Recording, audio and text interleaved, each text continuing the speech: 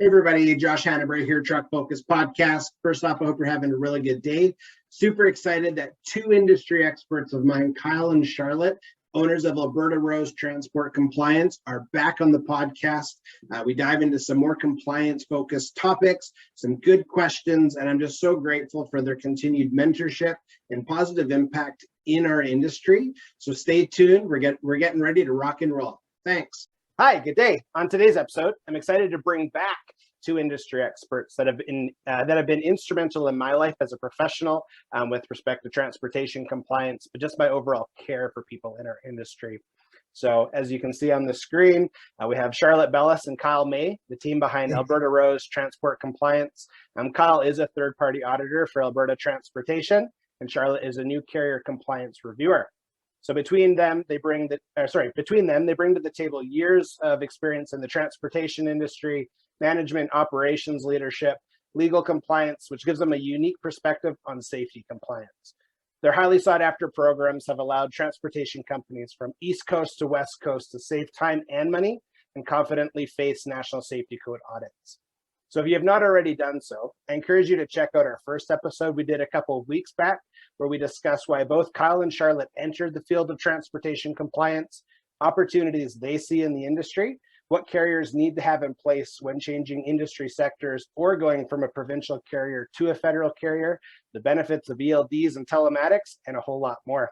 So Kyle and Charlotte, thank you so much again for hopping back on today. I appreciate it very much. Thanks for having us back here, Josh. Last time was a lot of fun, so we're going to rock this one out again too, right? Yeah, great to be back. Thanks, Josh. Awesome. So last episode, kind of the last time I'll refer back to last for now, because I was super pumped on how it went and the value that was given. But you guys did a really good summary of who you are and why you got into the transportation compliance consulting auditing space. Did you just want to give our listeners just another really good introduction of that? Yeah, for sure.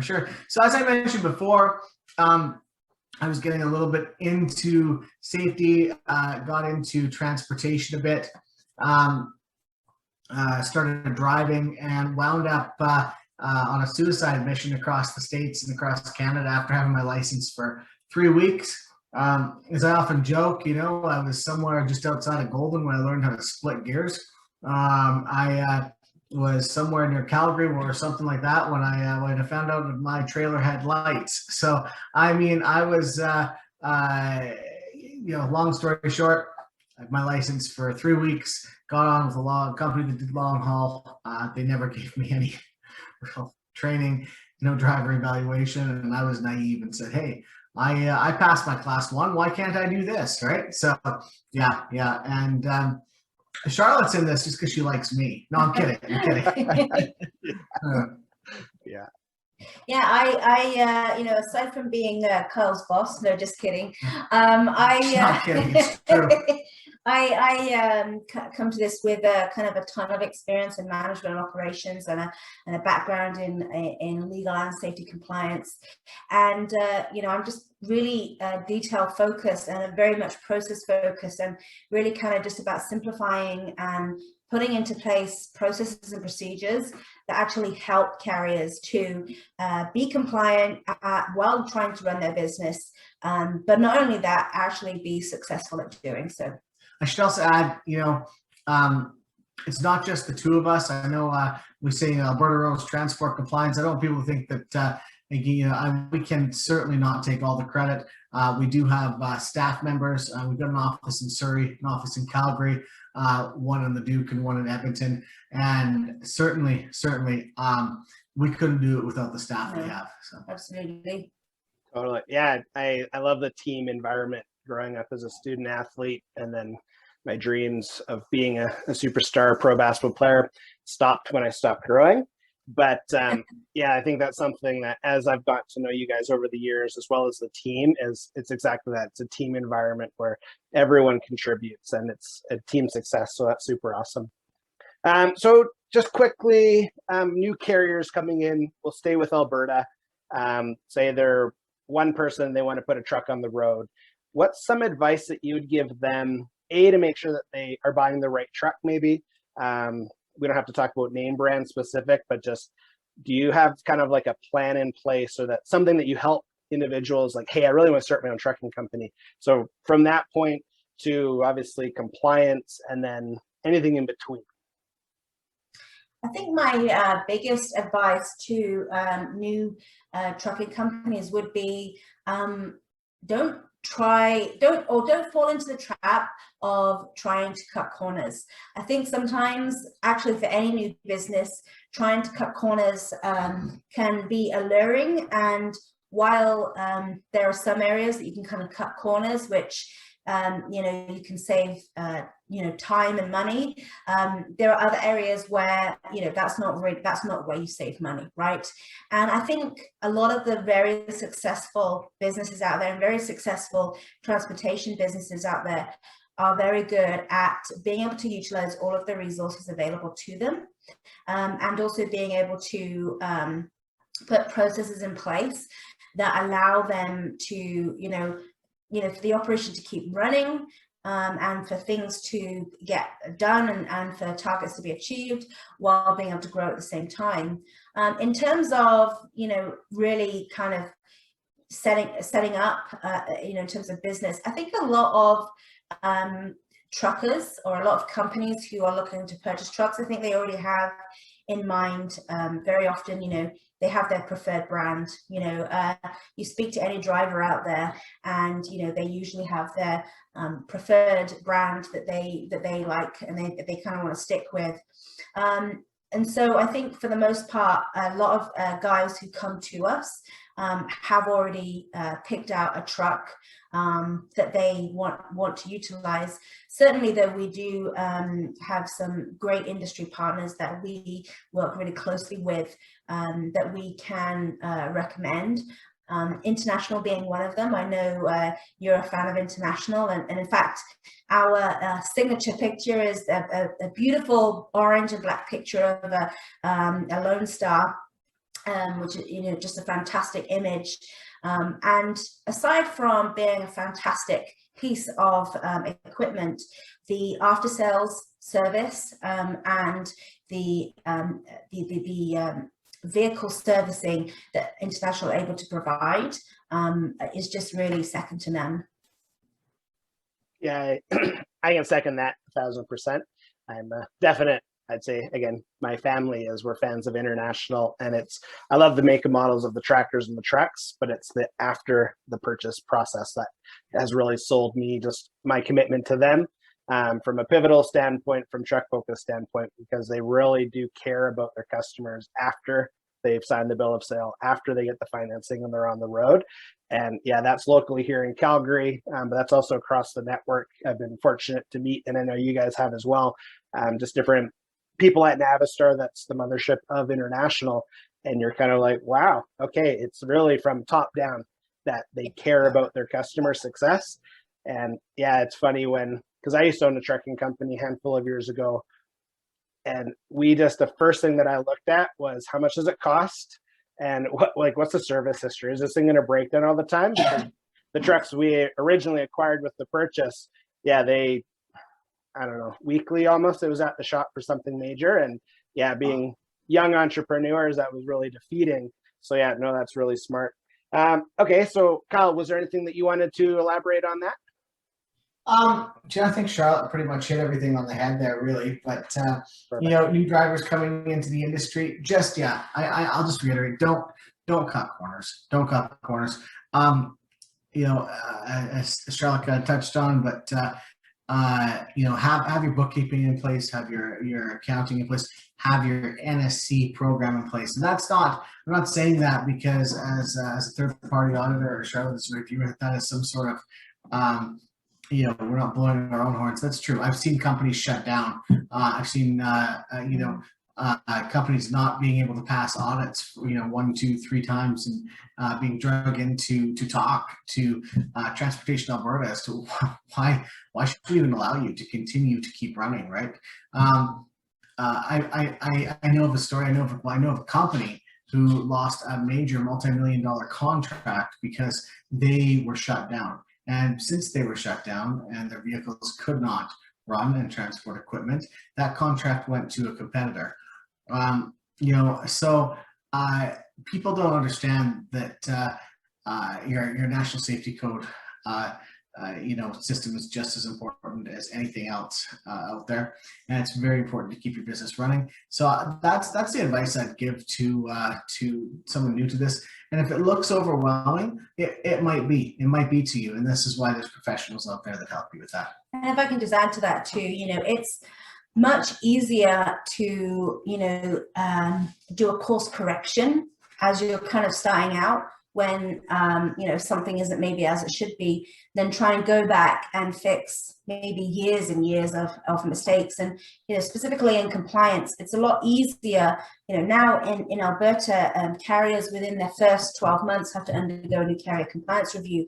It's actually much easier, and I actually say this to carriers whenever I get the opportunity, is that it's actually a good thing to do this and to undergo this, because you get to identify within your first 12 months any deficiencies, anything that you're not doing that you should be doing, so that you can start implementing that, rather than coming at it 5, 10, 15 years down the road and looking back, going through a full facility audit, and all of a sudden there's so much behavior to correct, there's so much to implement. Yeah. And that can seem overwhelming. I think honestly, treating it as a big part of your business from the very beginning is going to save you so much headache and time and money.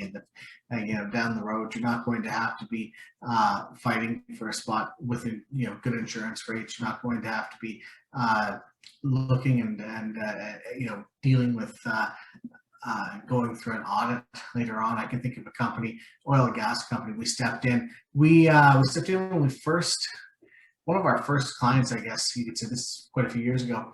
And, they'd been running for years, but hadn't really been keeping up with the NSC, with the National Safety Code practices.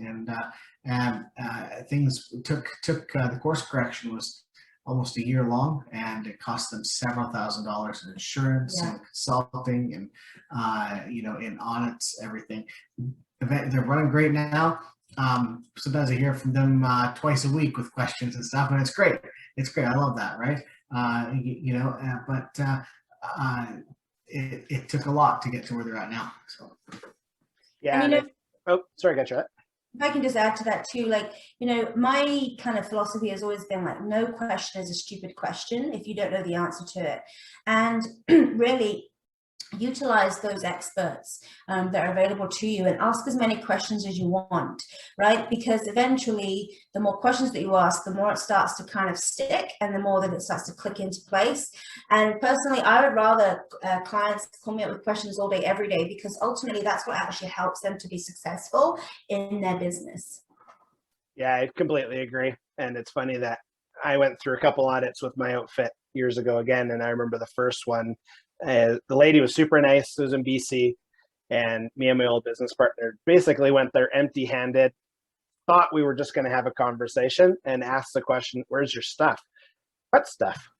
I didn't know what a logbook was. I knew what the book was, but it was just something that was in my truck, and that was it. And then so we had a 6-month period to start doing hours of service performance properly, trip inspections, all that good stuff. So I remember our second audit, we went with one box, smiling, thought, yes, we did it. And same thing, what is this crap? And we just asked the question straight, what? We don't know where any of this information is. What do you actually expect of us? We're just trying to service our customers. So yeah, having experts by your side makes a big difference. And I agree, if you start out the gate, you're hitting milestones. And yeah, when compliance is part of operation, it's not, I love the fact that Brutus just walked by, but when you have that's our mascot. I love it. But it's a great office with us. He's one of the most important members of our team. That's awesome. He's good for morale. Absolutely. But yeah, I remember years ago I was in training, and people would always say safety is the tail to the dog, and it's no, it's a combined. So that's awesome. What advice would you share then if, say, I'm a new Class 1 driver, I'm in Alberta, so I just finished MELT, but I'm having a hard time getting on with a reputable carrier because I don't have any experience. Is there people you could talk to maybe, or maybe there's just other training that's needed, or maybe talking to people like yourselves, or how does that work? D, all of the above. Just don't quit digging. Talk to everybody. It's hard because without experience, it's hard getting on as a new driver. Insurance, again, I know I keep going back to insurance, right? But insurance rates go up for a company, of course, when they take on a brand new driver with no experience, right? You've got zero driving experience. It's kind of iffy, right? I think you're going to want to look for some of the basic smaller jobs first. You're not Superman, you're not He-Man. You don't want to go traipsing across the mountains through downtown Chicago, through Los Angeles, everywhere else with a 3-week-old Class 1 license. It's fantastic you have that, but let's stick to the cities. Let's stick to the feedlots. Maybe you can get paired. It's great. Team driver situations can be great. If you can get on with that, you will learn so much from someone who's got more experience, right? So if you can do that, right? Those are the kind of situations I'd say that you should be looking for, the opportunities you should be looking for. I'm not going to necessarily say that you're going to find a job immediately in any of that, in any of those situations, but keep digging and you'll eventually find one. We do have a shortage of drivers in Alberta. We do need you. You are important. And I would just add to that by saying, keep your options open, right? I mean, obviously, depending on what your personal situation is, maybe long haul is not an option for you, and that's fair enough. But I think if you maybe initially set too many parameters on what you will and won't do in terms of the type of work, I think maybe you're potentially putting a ceiling on what may be available to you. But I think really now more than ever with the advent of MELT, I think that because we are getting drivers coming into the industry with more experience or a better level of training, than they've ever had. I actually think that we will actually see the impact of that on the industry. What I would say is it really doesn't take long to build up a good reputation as someone who has is not only good at the operation of the vehicle, but is good with the customer service, is good with other co-workers, is good with safety, and and to Kyle's point there, be willing to take some of those smaller jobs, build up that solid reputation within your first year or two, so that you can get some good references behind you, and then maybe you have the option of applying for other work. What I wouldn't advocate doing, which one of our clients actually recently had with a job that they were advertising, don't make your experience out to be something that it's not, right? If you don't have specific experience in using certain equipment, don't indicate that you have, because ultimately you could be putting yourself in a very, very tricky situation. I would also say, there are opportunities with companies who have different class size vehicles, right? So maybe you do Class 1, but maybe they're putting you in a Class 5 vehicle to start with, right? It's okay. Work your way up. Maybe then they're like, this person is doing amazing with this, let's bump them up. Let's try them on some of our bigger units, our Class 3 units and our Class 1 units. And pretty soon you're a senior driver for that company, and you're helping out the guys that are starting out driving the Class 5 vehicles. Absolutely. Yeah, that's really good advice. And you mentioned a couple of things. I think insurance is always an important piece because that helps carriers make decisions. So that's eliminating the risk once you've identified it. And yeah, so just speaking on my experience, I really found I grew the most dealing with a local carrier where I was thrown at in a safe environment, different challenges, knowing that I'm only going really around the corner compared to going to a different country. And yeah, I think that's a really good place to start. And it's interesting because there's a lot of carriers out there that I have experience with too, where you have to have a minimum 3 years, and you have to have no points on your life or on your abstract and that kind of stuff. But yeah, getting into opportunities where you can actually blossom and you can say, hey, I've never done these 9 things, but I have done the 10th. So let's focus on the 10th, and then being open to the rest. That's good advice. And you actually bring up a good points on your abstract too, Josh. I mean, be be very vigilant in how you drive your own Yeah. personal vehicle, right? Just because you're not on the clock doesn't mean that that isn't going to count against you when you go apply for a job as a commercial driver, right? You're a professional driver, whether you're in a commercial vehicle or you're just driving your own car down the road. You are a professional driver, and so you need to behave like one, because as those demerit points accumulate as well, you're less likely to get on with the company. Yeah. And I was actually going to make the exact same point. Being mindful of the fact that, when you are starting on with any new employer, they're going to be reviewing your commercial driving abstract. So not only are they going to be reviewing your history of driving commercial vehicles, they're going to be reviewing your history of driving your personal vehicle. And whether you are a company who drives and transport is actually the main part of your business, or whether it's a means to an end because you transport your own equipment, or even you have a passenger carrying vehicle. You could be a preschool or a church or a seniors home that has a passenger carrying vehicle. If you are driving a vehicle that is considered a National Safety Code vehicle, you are a professional driver. And so companies are going to be looking at your driving history, looking at whether you are someone that they want to take a risk on with allowing into their commercial vehicles. Yeah, absolutely. It's funny you mentioned that too, because I remember when I transferred from, I had my own trucking company to becoming an employee, and I didn't monitor my abstract at all. And my friend hired me, thankfully. He's like, have you ever looked at your abstract? This was years ago. My abstract's clean now, thankfully. And I was like, well, I can get you one. And he's like, no, have you ever looked at it? And so we go through that process, and I think I had 12 points, and just oh yeah, it was and to me, rolling a stop sign because I wanted to get ahead at the time, younger kid. But yeah, absolutely right. It's always about protecting yourself to protect others, and that's one of the biggest things I say is drive in a way where you're protecting yourself to protect the equipment, protect those around you.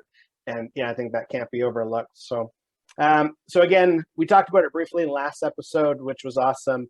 You guys as ARTC are so fortunate to be essentially in the face of so many different carriers from so many different sectors in transportation.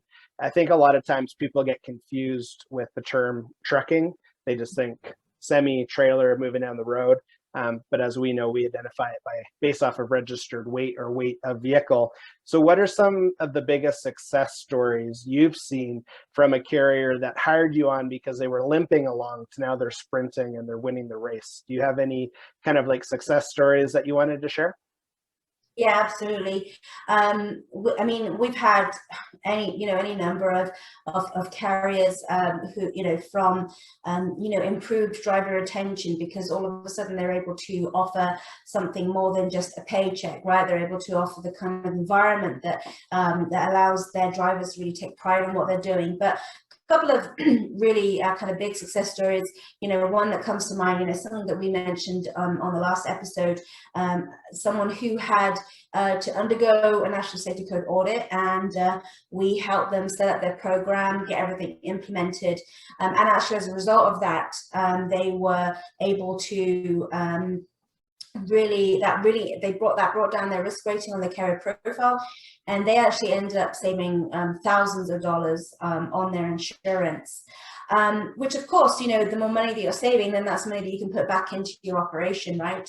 Another client of ours, was at the point of, they had several meetings with Alberta Transportation.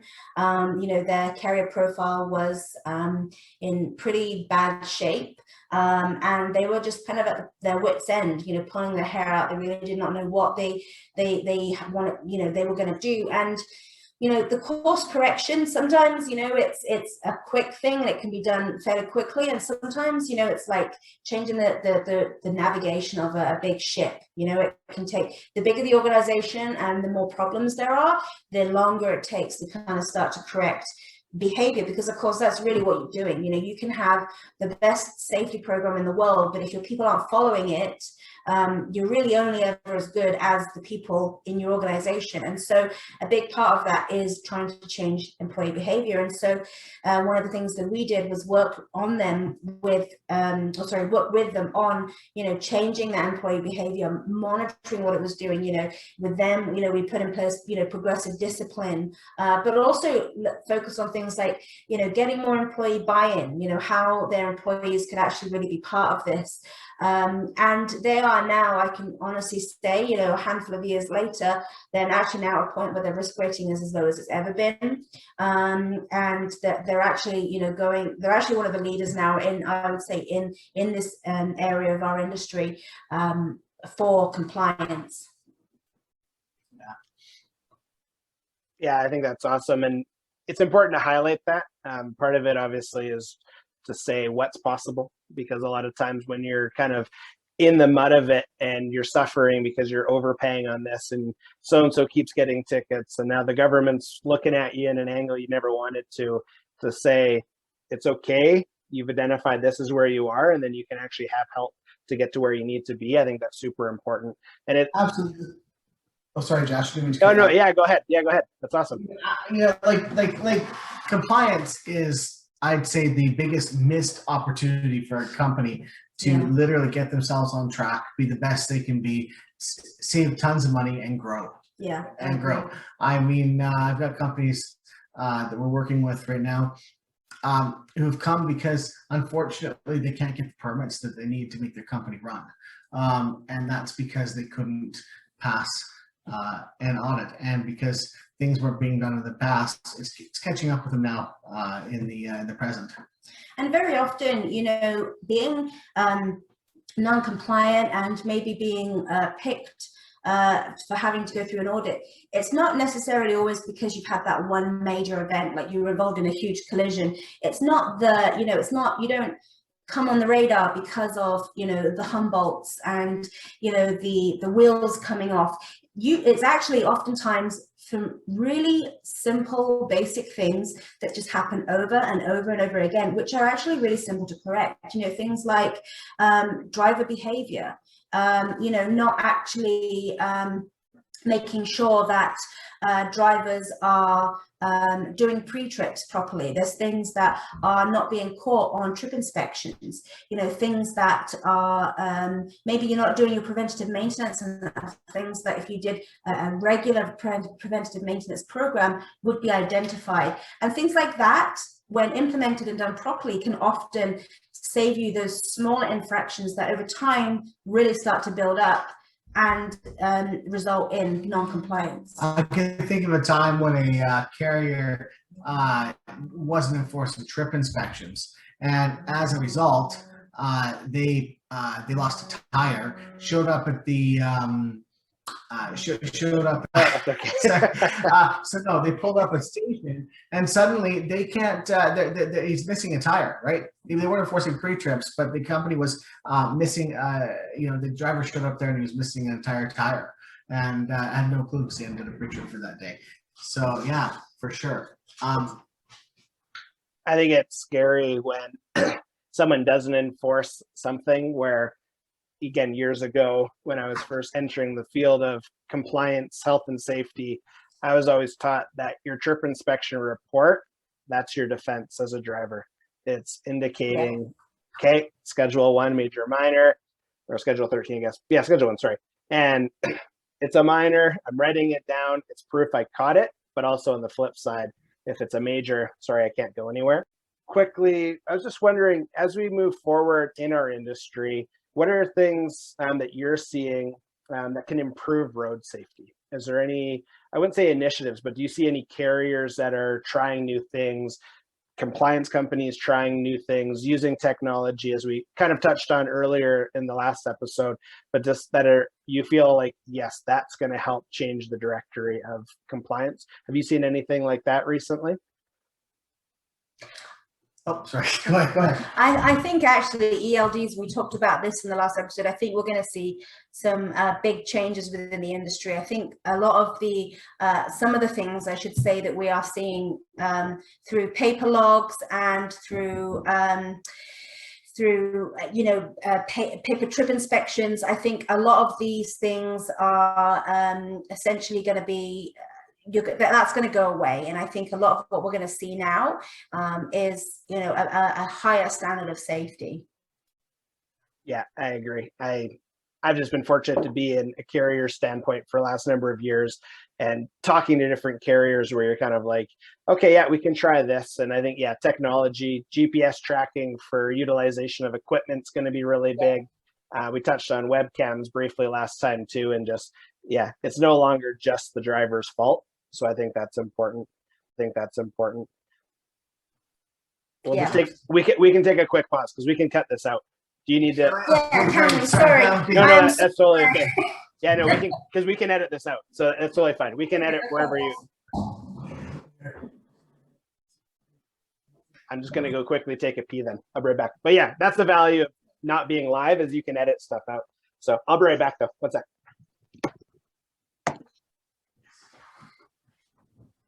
Sorry, Josh.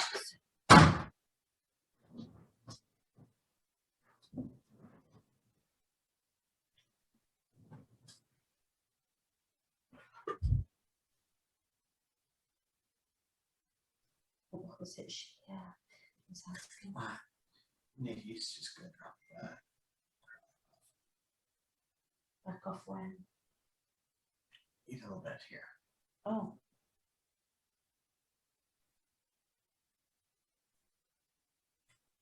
Oh, she's gonna go with Nikki.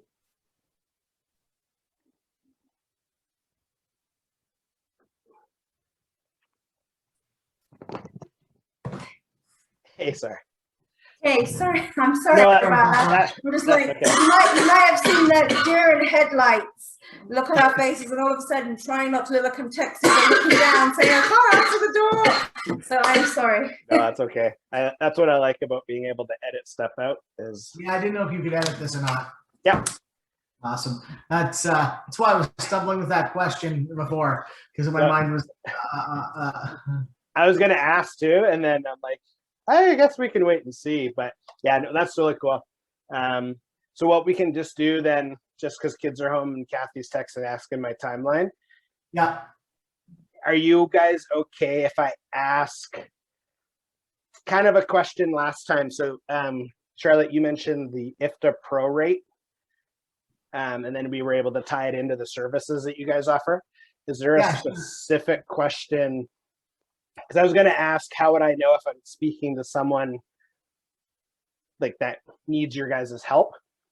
I don't know if that's too salesy, or if there's a different question that what if I ask the question, what's the most common thing you see carriers struggling with? Yeah. Sure. Yeah. Would that be an okay segue? Sure, yeah. I don't. I probably couldn't speak any further to IFTA and prorate than I have already, because that's really and that's fine. Yeah, that was perfect. That was a really good segue, I felt, to services offered. So, are you okay if I ask that question then? What's the most? Yeah. What's kind of the okay? I'm just gonna write that down, and then we can close it from there. Sounds good. What? Okay, so okay, you guys cool? Yep. Yep, we're good to go. Awesome. Okay, and 3, because it's still recording. So 3, 2, 1. So kind of in closing, I'm just wondering what's a common problem that you see carriers facing when they come to you for help, and then you're able to help transition again from the limp to the sprint to the win.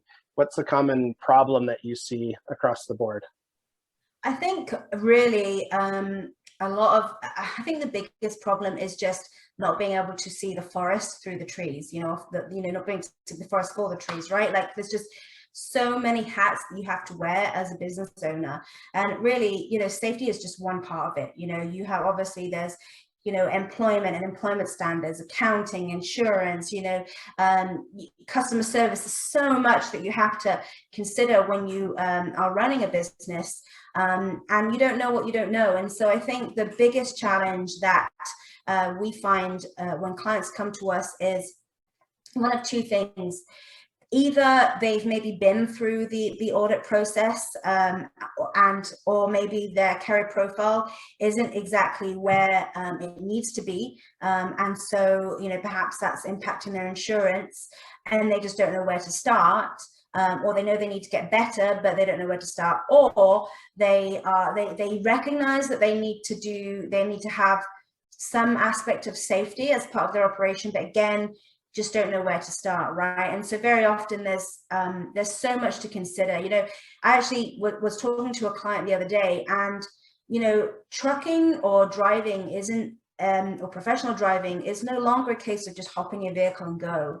There is so much as a driver that you need to be aware of, and that you need to know how to do and to understand that. I believe personally, and especially, you know, with the advent of MELT, I think maybe in the future what we're going to see is driving becoming a trade, because ultimately, you know, there is actually such a level of skill and excellence that is required from drivers that really, like I say, it's not just about jumping a truck. And so really the biggest thing that we encounter is companies know they don't know what they don't know, and they know necessarily what they're not supposed to be doing, but they just don't know how to get to where they need to be. Yeah, I can definitely share my experiences all day long, I'm sure, with going into something. You're like, nope. But again, that is the reason for this podcast is it is a platform to uplift people that care, good companies that are helping like transportation professionals be successful. So yeah, thanks for that. Was there any final thoughts that you guys would like to say on this episode? You know what? I guess final thoughts, not a lot. You've covered a lot, Josh, but I guess in the end, you know, we like to help. We like to help the industry. We like to educate. So, you know, feel free to reach out, even if you have a question. You know, it's not about having to make $1 million. I'd love to make $1 million, but it's not about that, right? It's about helping in the industry. If you've got a question, feel free to reach out. I mean, we've got our contact information, and just ask a question, right? There's no such thing as a dumb question. Sometimes, you know, if we can help you, we will, and if we can't, we'll try and get you to someone that can. Yeah, and really, you know, what I would say is, you know, ask questions, and don't be, like Kyle said, don't be afraid of asking questions. Don't be afraid of connecting with the right people, and ultimately, you know, make some of these areas that maybe you've had a fear of the area that you're going to conquer, because ultimately, you know, we want to see you succeed in business, because when you succeed in business, we all succeed, right? The economy succeeds. And so ultimately, I would just say, you know, keep going. I know it can be easy to feel disheartened, but keep going, because eventually everything clicks into place.